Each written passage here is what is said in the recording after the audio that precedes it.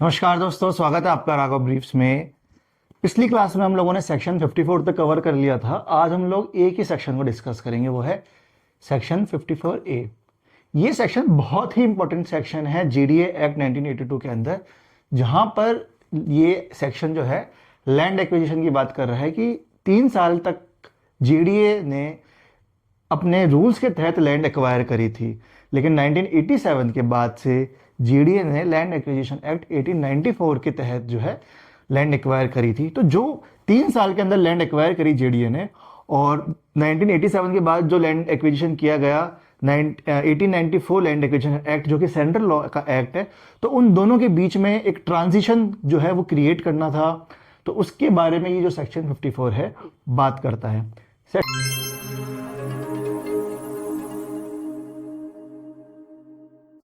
Section 54A के sub section को बताने से पहले मैं आप लोगों को छोटा सा एक डिस्क्रिप्शन दूंगा कि ये जो सेक्शन है 54A एक्चुअल में बात क्या करता है। देखिए, जीडीए एक्ट जो है वो 1982 को कमेंसमेंट हुआ था, 12 अक्टूबर 1982 को। अब 1982 को कमेंस होने से पहले स्टेट गवर्नमेंट जो थी वो लैंड एक्वायर करती थी सेंट्रल एक्ट 1894 के तहत लैंड एक्विजिशन, इसको लैंड एक्विजिशन एक्ट 1894 कहा जाता था। इसके तहत जो स्टेट गवर्नमेंट जो है वो लैंड एक्वायर करती थी, और लैंड एक्वायर करने के बाद जो स्टेट की जो अथॉरिटी, स्टेट के अंदर जो भी म्यूनिसिपल स्टेट अथॉरिटी होती थी, जैसे कोई नगर निगम हो गया या फिर म्यूनिसिपल कॉरपोरेशन का जो है वो क्या करती थी, उन लैंड के ऊपर डेवलपमेंट करती थी। लेकिन 1982 के अंदर जब जेडीए जो एस्टैब्लिश हो गई, तो जेडीए ने क्या किया कि 1984 को एक गजट में एक रूल निकाला। उस रूल में यह कहा गया कि अब जो भी लैंड एक्विजिशन होगी वो जेडीए एक्ट के तहत या जेडीए रूल्स के तहत एक्वायर होंगी। कि जयपुर रीजन के अंदर कोई भी लैंड अगर एक्वायर की जाती है तो वो जेडीए रूल्स और जेडीए एक्ट के द्वारा एक्वायर की जाएगी। लैंड एक्विजिशन एक्ट, जो कि सेंट्रल गवर्नमेंट का जो लैंड एक्विजिशन एक्ट है 1894, उसके तहत ये जो लैंड है उसको एक्वायर नहीं किया जाएगा। अब 1984 को ये रूल लगा दिया गया, ठीक है। अब ये रूल चलता गया, 1985 को भी ये रूल चला, 1986 में भी ये रूल चला, और फाइनली 1987 के अंदर जो है इस रूल्स को वापस बदल दिया गया। अब 1984 24 सितंबर 1984 को ये जो रूल है स्टार्ट हुआ था कि हम इस दिन से जो भी लैंड एक्वायर करेंगे, जो भी स्टेट गवर्नमेंट जो भी लैंड एक्वायर करेगी, वो लैंड जेडीए रूल्स के अकॉर्डिंग जो है लैंड एक्वायर करेगी। और 31 जुलाई 1987 को ये वापस से रूल ला दिया गया कि अब 1 अगस्त 1987 से अब जो भी प्रॉपर्टी या फिर जो भी लैंड है वो अगर एक्वायर की जाती है तो उसको सेंट्रल गवर्नमेंट का जो एक्ट है लैंड एक्विजिशन एक्ट 1894 के तहत जो है प्रॉपर्टी को एक्वायर किया जाएगा। तो अब एक बात बताइए, जो भी प्रॉपर्टी इन 3 साल के अंदर एक्वायर की गई थी, जिन प्रॉपर्टी का जो मैटर है वो कोर्ट में नहीं सुलझा या फिर वो जेडीए एक्ट द्वारा नहीं सुलझा पाए, और उसी एक्ट की जो प्रॉपर्टी का जो मैटर था वो 1 अगस्त को अगर आ जाता है, तो यहाँ पे हम लोग सेंट्रल लैंड एक्विजिशन एक्ट के तहत उस प्रॉपर्टी को डील करेंगे या फिर जीडीए रूल्स के अंदर जो भी सेक्शंस थे, जो भी एक्ट है, लॉ है, उसके अकॉर्डिंगली हम लोग उसको डील करेंगे। तो इन चीज़ों को इस सेक्शन के अंदर बताया गया है कि अगर जब जेडीए रूल्स के तहत जब लैंड को एक्वायर किया गया था, उसके बाद जब हम लोग सेंट्रल लैंड एक्विजिशन की तरफ बढ़े, हमने जो ट्रांजिशन पीरियड जब आया कि अब हम जो फर्दर लैंड को एक्वायर कर रहे हैं 1 अगस्त 1987 में सेंट्रल लैंड एक्विजिशन 1894 के तहत, तो इन दोनों के बीच में एक ट्रांजिशन रूल्स बनाने की जरूरत थी। उसकी बात जो है सेक्शन 54A जो है वो बात कर रहा है। तो अब हम सेक्शन 54A को समझने की कोशिश करेंगे। अभी तक आई होप आपको ये चीज समझ में आ गई होगी कि 3 साल तक जेडीए अपने खुद के जेडीए रूल्स और जेडीए एक्ट के तहत लैंड एक्वायर कर रहा था, लेकिन 31 जुलाई जो है 1987 वो लास्ट डे था जब जेडीए का जो रूल्स और रेगुलेशन जो था वो कमेंसमेंट में था। लेकिन 1 अगस्त 1987 से जो है लैंड एक्विजिशन एक्ट 1894 के जो रूल्स है वो लागू हो गए थे राजस्थान के अंदर। अब ये सेक्शन ये कह रहा है कि अब जो भी अभी सेक्शन क्या कह रहा है, transitory provision for pending matters related to the acquisition of land notwithstanding anything otherwise contained in subsection 1 of subsection 45 wherein any matter relating to the acquisition of land pending, कोई भी एक ऐसा मैटर जो कि इस एक्ट के तहत, GDA act के तहत जो है स्टार्ट हुआ था मैटर, जो कि 24 सितंबर 1984 से लेकर 31 जुलाई 1987 तक जो भी मैटर, इन 3 साल के अंदर जो भी मैटर जो कि पेंडिंग में चल रहे हैं, और वो जो मैटर पेंडिंग में चल रहे हैं उनके ऊपर अगर किसी भी तरह का कोई भी ऑर्डर लिया गया जेडीए द्वारा या किसी भी तरह का एक्शन लिया गया जेडीए द्वारा इन accordance with the provision of this act, वो जो भी एक्शन लिए गए, जो भी ऑर्डर लिया गया वो जीडीए एक्ट के द्वारा लिया गया, as it stood before the first day of August 1987, such action thing और order shall not be reopened or reviewed or be liable to be challenged on the ground that such action thing or order was at variance with the provided for in the Land Acquisition Act 1894, कि 3 साल के अंदर जो भी GDA द्वारा action लिया गया या किसी भी तरह का ऑर्डर दिया गया, कुछ भी ऐसा एक्शन या ऑर्डर दिया गया था जीडीए रूल्स या जीडीए एक्ट के द्वारा, तो उसको आप चैलेंज नहीं कर सकते 1 अगस्त 1987 में आप ये चैलेंज नहीं कर सकते कि मेरा जो मैटर है वो अभी पेंडिंग में है, और ये जो मैटर पेंडिंग में है और आज के टाइम पे जो लैंड एक्विजिशन एक्ट है 1894 जो है वो लागू में, तो मेरा आपने जो भी उस पर ऑर्डर दिया था या फिर जो एक्शन लिया था वो पूरी तरीके से जो है अमानवीय है। उसको यहाँ पे वैलिडेट किया गया, इस सेक्शन के अंदर वैलिडेट किया गया कि कोई भी अगर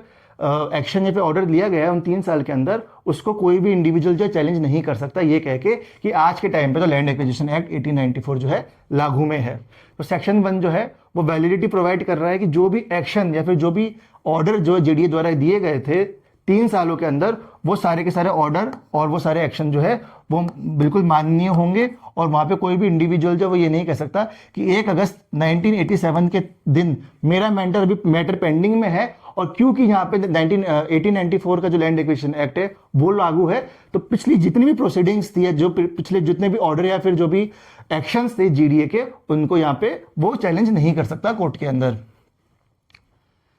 अब हम बात करेंगे सब सेक्शन 2 की।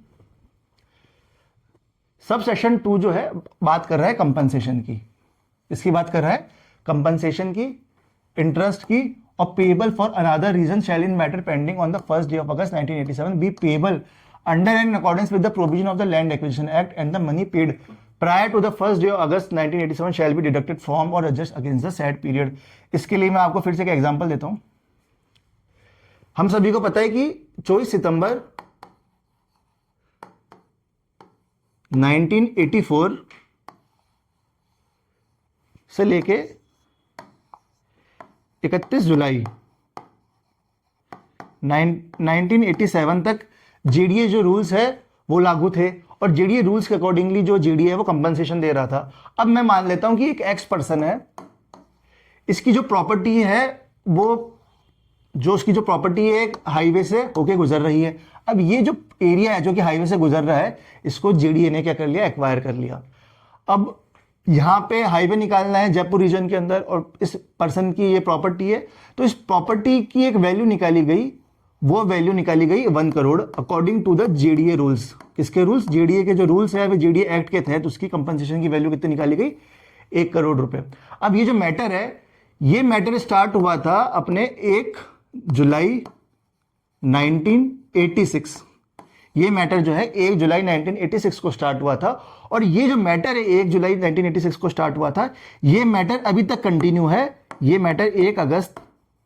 1987 तक ये मैटर जो है कंटिन्यू के अंदर है। तो अब ये जो इंडिविजुअल है ये कह रहा है कि मेरी जो जमीन की जो वैल्यू है वो किसके अकॉर्डिंग निकाली जाएगी, द अमाउंट और कंपनसेशन और इंटरेस्ट और payable for another reason shall in matter pending on a first day of August 1987 be payable under and in accordance with the provision of the land acquisition act. तो ये जो valuation जो है इस जमीन की, ये लैंड एक्विजिशन एक्ट के तहत निकाली जाएगी। अगर 1 अगस्त 1987 को वो मैटर अगर पेंडिंग में है, तो जो वैल्यूएशन जो है वो 1 अगस्त 1987 के एक्ट के अकॉर्डिंग निकाली जाएगी। मैं एक्ट के अकॉर्डिंग की मैं बात कर रहा हूं, केवल एक्ट के अकॉर्डिंगली, मैं डेट की बात नहीं कर रहा, एक्ट के अकॉर्डिंगली, क्योंकि अगले सेक्शन में हम लोग डेट की बात करेंगे। The money paid prior to the first day of August 1987 shall be deducted from और adjusted against the said period. अब अगर मैं मानूं कि 1 करोड़ की जो है वैल्यू निकाल दी गई थी, ठीक है, अब इस 1 करोड़ में से 50 लाख रुपए जो है वो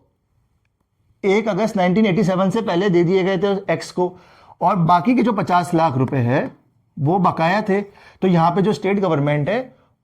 वो अंडर लैंड एक्विजिशन एक्ट 1894 के अकॉर्डिंग जो बाकी के 50 लाख जो है वो एक्स को दे देगी। अब देखो इसमें थोड़ा सा कैच है, वो समझने की कोशिश कीजिए।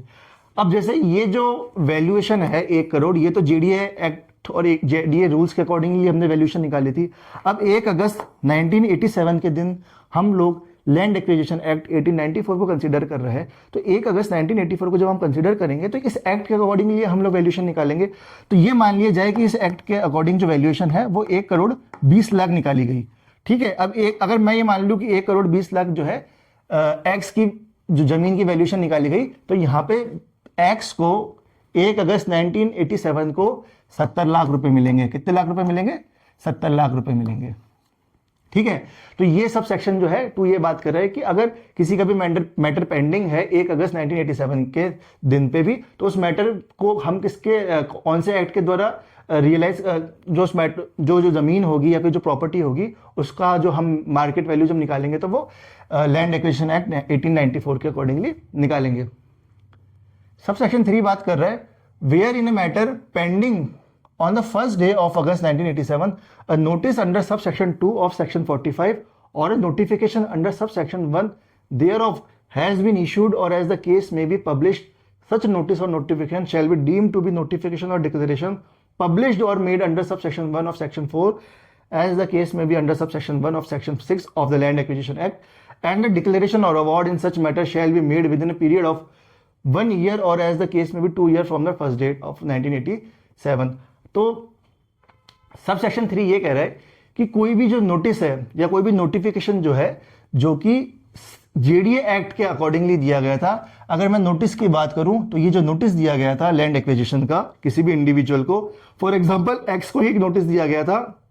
इन 3 साल के अंदर किसी भी दिन पे एक्स को एक नोटिस दिया गया था जो कि सब section 2 of section 45 of JDA act के अकॉर्डिंग दिया गया था, और जो नोटिफिकेशन निकाला था वो सब सेक्शन 1 ऑफ सेक्शन 45 के अकॉर्डिंग जो नोटिफिकेशन निकाला था, ठीक है। अब क्योंकि 1 अगस्त 1987 से जो है हम लोग लैंड एक्विजिशन एक्ट को फॉलो कर रहे हैं, तो जो नोटिस और जो नोटिफिकेशन है उसको कन्वर्ट किसमें कर दिया जाएगा? सब सेक्शन 1 ऑफ सेक्शन 6 और सब section 1 of section 4 of land acquisition act 1894। तो हम लोग फिर से नोटिस नहीं निकालेंगे नए तरीके से कि पहले नोटिस निकाल दिया था जेडीए रूल्स के तहत और वापस हम नए तरीके से जो है नोटिस निकालेंगे नहीं। जो नोटिस पहले निकाल दिया गया था उसी को कन्वर्ट कर दिया जाएगा अंडर सेक्शन 4 और under section 6 of land acquisition act के अंदर। सब सेक्शन 4 बात कर रहा है where any land has prior to the first day of August 1987 vested in the state government or its possession has been taken in accordance with the provision of this act as it stood before the first day of August 1987, such wasting or possession of land shall not be liable to be challenged on the ground that no amount or compensation was tendered and paid in accordance with the subsection 3A of section 17 of the Land Acquisition Act, subject however that such amount shall be tendered and paid within a period of 6 months from the first day August of 1987। देखिए ये जो section सब section 4 है वो ये बात कर रहा है कि अगर कोई भी प्रॉपर्टी जेडीए ने जो जेडीए ने 24 सितंबर 1984 से लेके 31 जुलाई 1987 के बीच में अगर कोई भी प्रॉपर्टी जो है उसको वेस्टेड कर लिया है, उसको एक्वायर कर लिया है या फिर जेडीए ने अपने पोजीशन में रख लिया है और उसका जो कंपनसेशन जेडीए ने या तो दिया है या नहीं दिया है, अगर उसने दिया है तो किसके अकॉर्डिंगली दिया है? जेडीए रूल्स के अकॉर्डिंगली दिया है, और अगर नहीं दिया है तो अभी तक नहीं दिया जो भी जेडीए रूल्स के अकॉर्डिंगली नहीं दिया, क्योंकि जो मार्केट वैल्यू है वो तो जेडीए रूल्स के अकॉर्डिंगली तय की गई होगी। तो उस कंपनसेशन को अगर दिया है तो जेडीए रूल्स के तहत दिया गया, या फिर नहीं दिया तो वो भी जेडीए रूल्स के तहत दिया गया। तो कोई भी इंडिविजुअल जो है 1 अगस्त 1987 में ये नहीं कह सकता कि जो भी लैंड आपने एक्वायर करी थी वो उसका जो आपने कंपनसेशन है वो किसके अकॉर्डिंगली दिया? आपने sub section 3 of section 17 of the land acquisition act के तहत जो है वो कंपनसेशन नहीं दिया। आप ऐसा नहीं कह सकते कि अगर आप ऐसा नहीं कह सकते कि क्योंकि आज लैंड एक्विजिशन एक्ट 1894 जो है लागू है तो आपको जो कंपनसेशन है वो लैंड एक्विजिशन एक्ट के तहत देना पड़ेगा। आप ऐसा नहीं कह सकते 1 अगस्त 1987 को। अब इसमें यह कहा गया है कि अगर गवर्नमेंट ने किसी इंडिविजुअल को अगर कंपनसेशन दे दिया गया है पूरा, तब तो आप कह ही नहीं सकते। लेकिन अगर नहीं दिया है किसी भी इंडिविजुअल को कंपनसेशन, तो जीडीए क्या करेगी, तो स्टेट गवर्नमेंट क्या करेगी, उसको 6 महीने के भीतर paid with in a period of 6 month from the first day of August 1987। तो वो लैंड एक्विजिशन एक्ट 1894 के तहत निकालेगी, उसकी वैल्यू निकालेगी, और वैल्यू निकालने के बाद वो कंपनसेशन जो है प्रोवाइड कर देगी 6 महीने के अंदर। सब सेक्शन 5 बात कर रहा है, in determining the amount of compensation to be awarded in a matter pending on the first day of August 1987, the market value of the land at the date on which the notice was published in the official gazette under subsection 2 of section 45 as it stood before 1st day of August 1987 shall taken into consideration। अब ये जो subsection है 5 और जो subsection 2 जो मैंने discuss किया था,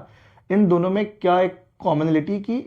यहां पे ये बात की गई कि जो मार्केट वैल्यू है किसी भी प्रॉपर्टी की वो कौन से दिन की कंसीडर की जाएगी। तो सबसेक्शन 5 ये बात कर रहा है कि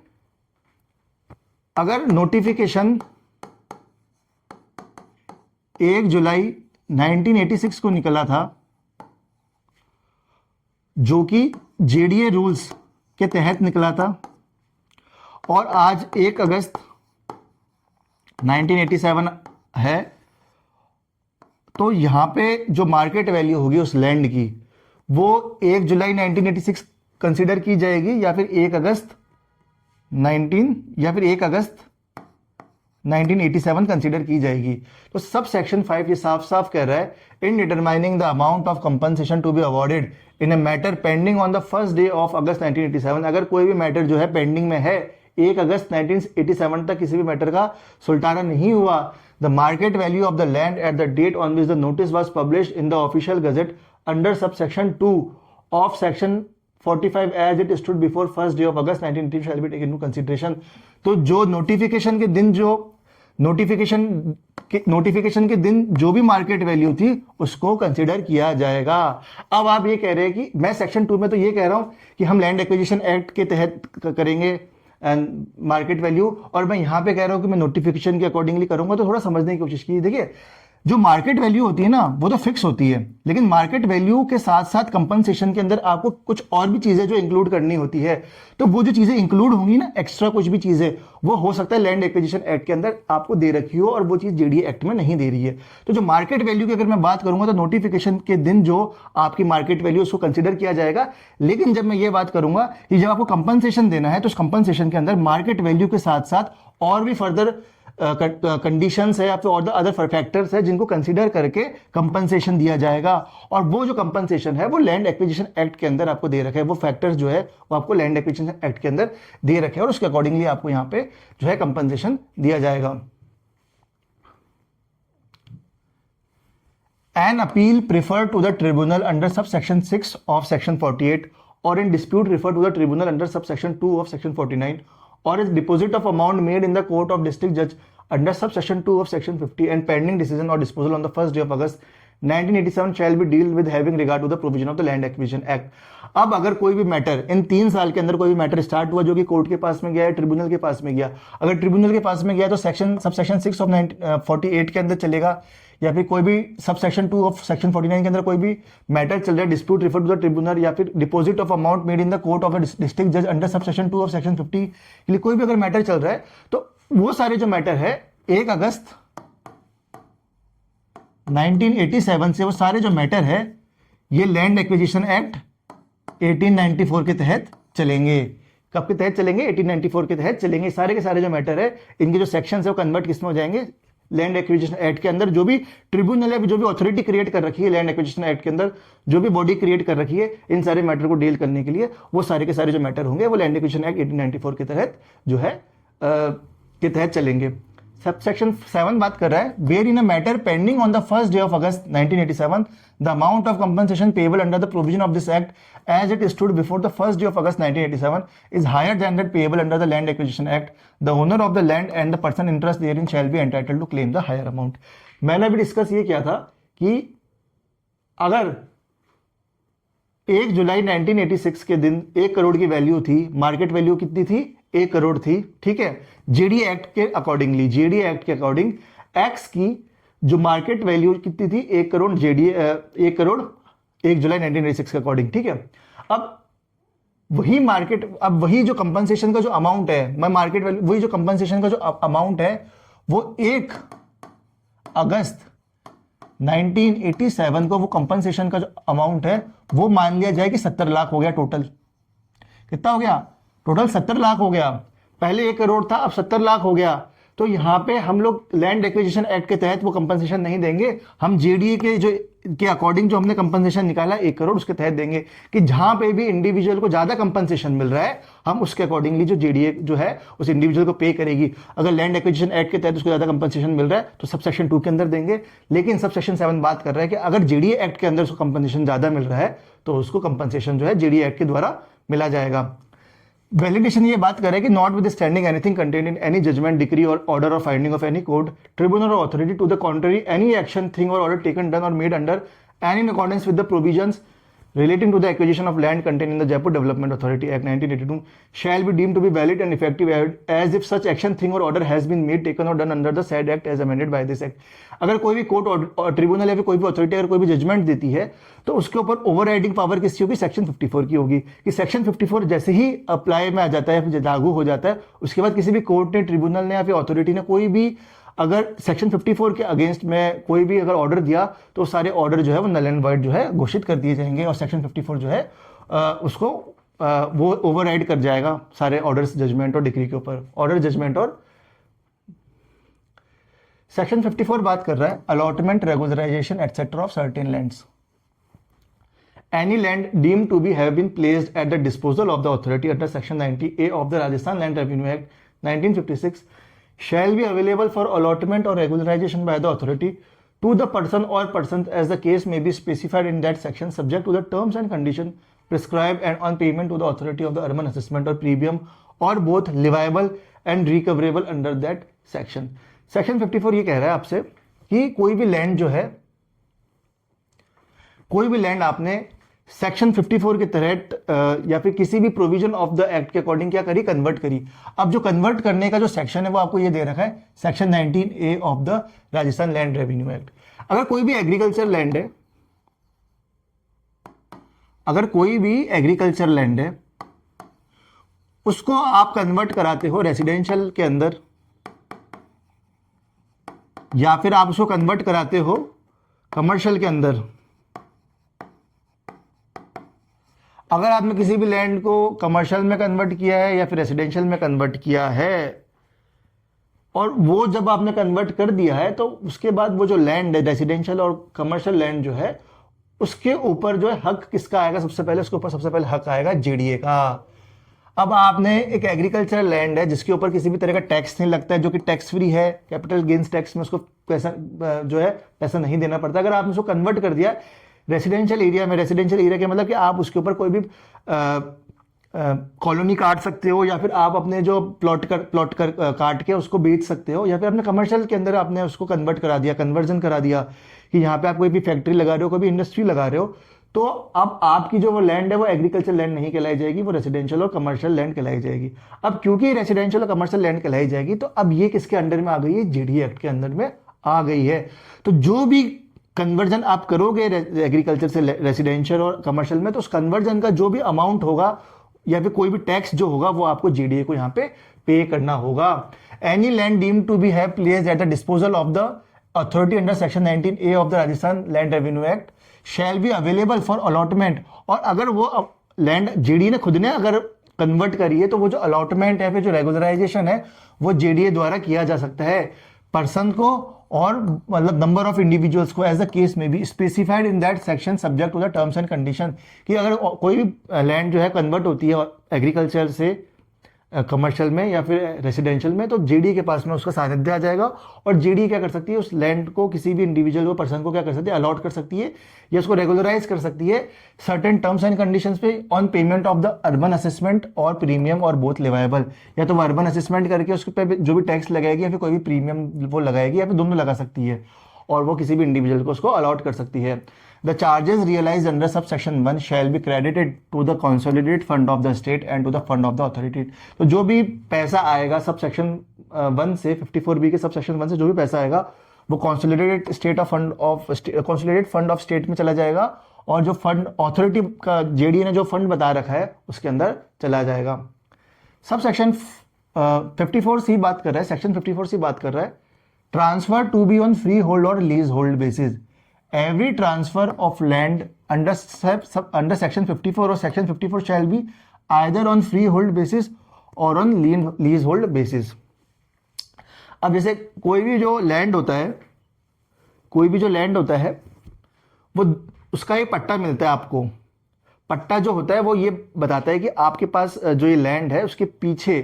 किसी भी तरह का कोई भी इशू नहीं है और ये जो लैंड है एट लास्ट अगर आपके पास में वो लैंड पट्टे के साथ में आता है तो उस लैंड से ये क्लियरेंस हो जाती है कि जो आपने पिछले टाइम पे कोई भी अगर इस लैंड पे डिस्प्यूट चल रहा है तो लैंड के जो डिस्प्यूट है वो ऑलरेडी सॉल्व हो चुके हैं और आपके पास में जो पट्टा है ये इसके आप खुद से एक ओनर हो। तो जो आपका पट्टा है ना ये आपको ये फायदा पहुंचाता है कि किसी भी तरह का कोई भी इशू इस लैंड के ऊपर अभी एग्जिस्ट नहीं कर रहा। अब अगर मैं बात करूं फ्री होल्ड और लीज होल्ड, तो कोई भी जो लैंड होता है वो दो तरीके से आपको मिलता है, एक तो फ्री होल्ड और एक लीज होल्ड। फ्री होल्ड में ये होता है कि आप उस लैंड के परपेचुअल ओनर हो, कि आप उस लैंड को अपने इनहेरिटेंस के तहत जो है पास ओवर कर सकते हो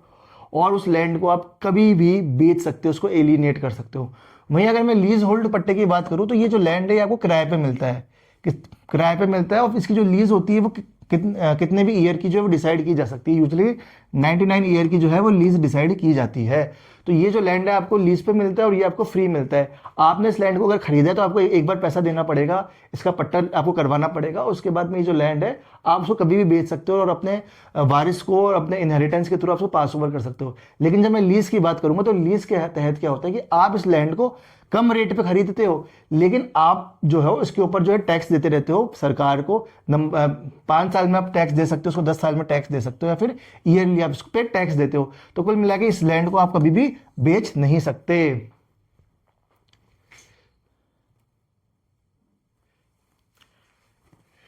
Any land sold, allotted, regularized or otherwise transferred on leasehold basis may be converted in freehold basis subject to such terms and conditions and on payment of such conversion charge as may be prescribed। किसी भी land जो कि lease hold, कोई भी land जो कि lease hold है उसको आप फ्री होल्ड लैंड में कन्वर्ट कर सकते हो, उसको चेंज कर सकते हो। बस आपको कन्वर्जन चार्ज देना पड़ेगा जो कि आपको प्रिस्क्राइब कर रखा है कि कुछ रूल्स में प्रिस्क्राइब कर रहा है कि कन्वर्जन चार्ज क्या रहेगा।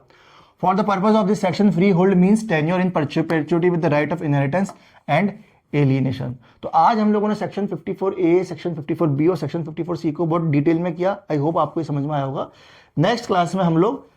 चैप्टर 9 को कवर करेंगे जहाँ पे finance, budget and accounts of JDA को हम डिस्कस करेंगे। अगर आपने अभी तक राघव प्लीज को सब्सक्राइब